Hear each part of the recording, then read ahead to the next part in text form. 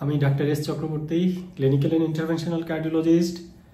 আজ আপনাদের সামনে আমি কথা বলবো হার্ট অ্যাটাকের একটি মারাত্মক জটিলতা, হার্ট ফেইলিউর, এই বিষয়ে।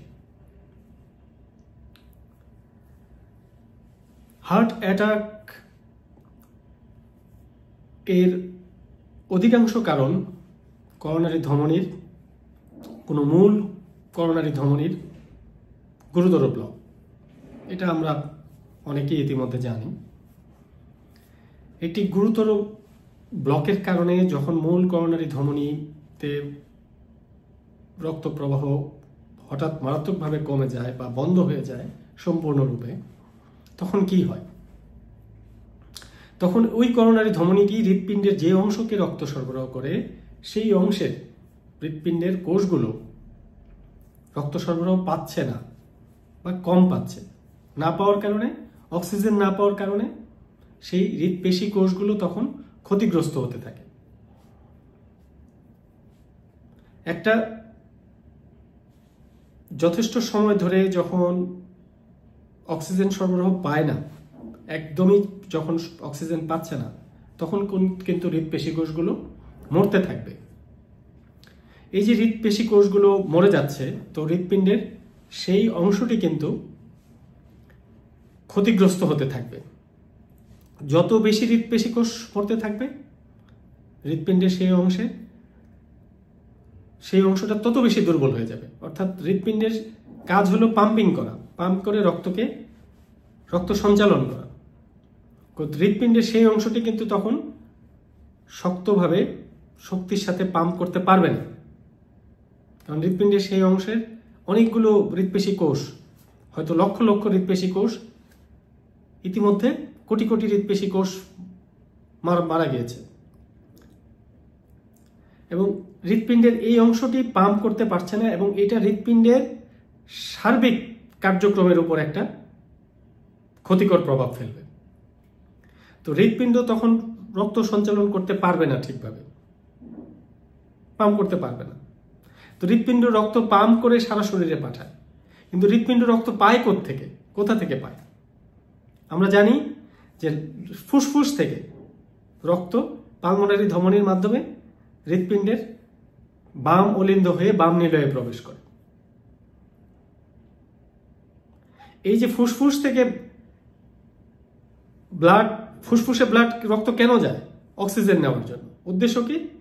ফুসফুস থেকে অক্সিজেন নিয়ে আসবে আর কার্বন ডাই অক্সাইডটা ফুসফুসে ছেড়ে আসবে।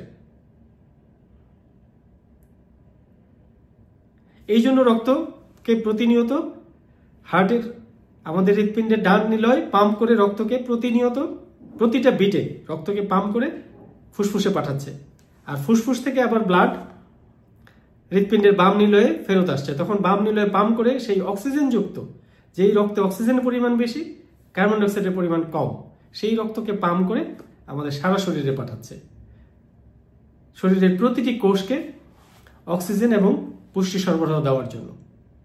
তো যখন মারাত্মক হার্ট অ্যাটাকের কারণে হৃৎপিণ্ডের একটা অংশ মারাত্মকভাবে ক্ষতিগ্রস্ত হয়ে গেল, সেই অংশটা সংকোচন করতে পারছে না ঠিকভাবে, যার জন্য হৃৎপিণ্ডের সার্বিক কর্মক্ষমতাই কমে গেল। তো এই অ্যাকিউট হার্ট অ্যাটাকের একটা খারাপ জটিলতাই হলো অ্যাকিউট হার্ট ফেলিউর। মানে কি? হার্ট যে পাম্প করতে পারছে না, হার্টের পাম্পিং পাওয়ার যে কমে গেল, যার জন্য হৃৎপিণ্ডের বাম নিলয় সঠিকভাবে যথেষ্ট পরিমাণে রক্তকে পাম্প করে সারা শরীরে পাঠাতে পারছে না, মহাধমনী থেকে রক্তকে সরবরাহ দিতে পারছে না। তখন কি হবে? প্রতিটা সংকোচনের পর, অর্থাৎ সিস্টোলের পরেও হৃৎপিণ্ডের বাম নিলয়ে স্বাভাবিকভাবে যে পরিমাণ ব্লাড থাকার কথা তার চেয়ে একটু বেশি পরিমাণ ব্লাড, অর্থাৎ এই যে বেশি পরিমাণ ব্লাড রয়ে গেল বাম নিলয়ে, যার জন্য এখানে রক্তের প্রেশার বেড়ে গেল,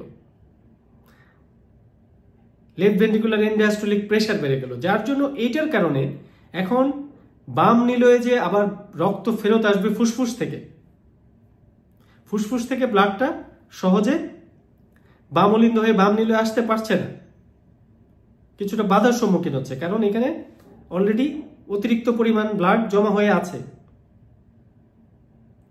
যেহেতু হৃৎপিণ্ড পাম্প করে যথেষ্ট পরিমাণ ব্লাড পাম্প করতে পারেনি বাম নিলয়, এই জন্য বাম নিলয়ে বেশি ব্লাড জমে আছে।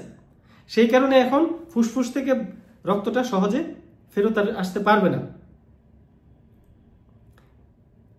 এই প্রেশার বেড়ে যাওয়ার কারণে তখন ফুসফুসের পালমোনারি ক্যাপিলারিগুলির মধ্যে ব্লাডের প্রেশার বাড়তে থাকবে, এবং এই প্রেশার বাড়ার কারণে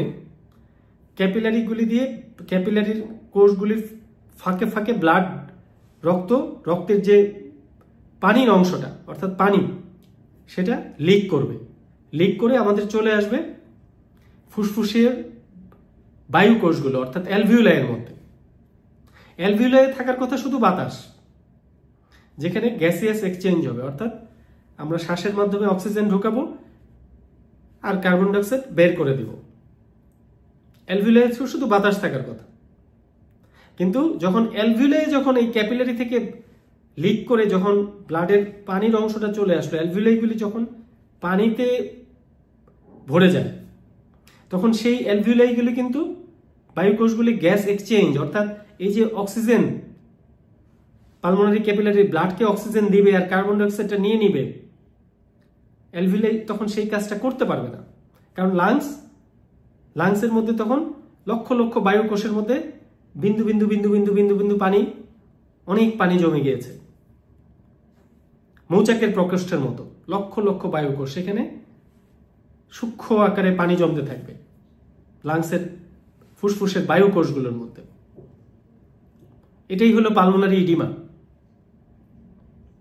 এবং এর কারণে তখন গ্যাসিয়াস এক্সচেঞ্জ অর্থাৎ অক্সিজেন রক্তে অক্সিজেন দিবে, কার্বন ডাইঅক্সাইড কমিয়ে দিবে, এটা তখন ফুসফুস করতে পারে না, যার জন্য তখন রক্তে অক্সিজেনের লেভেল কমে যায়, এই কার্বন ডাইঅক্সাইডের লেভেল বেড়ে যায়। এই জন্যই তখন রোগীর শ্বাসকষ্ট হয়।